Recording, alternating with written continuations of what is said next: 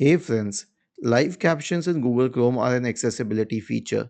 It makes it easier for people with difficulty reading content or understanding content.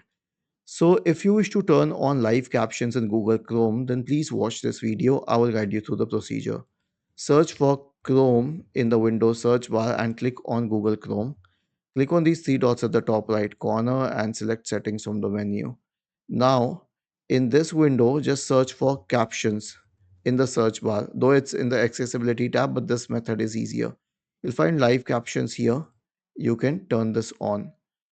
And then obviously you have live translate as well, but that's your option whether you want to turn it on or not. So this will automatically create captions for supported languages and the audio never leaves your device, so you can be safe about it. Was this helpful? If yes, then please subscribe to the channel. If not, then let us know in the comment section of the video on how we could help you further. Thank you for watching this video and have a nice day.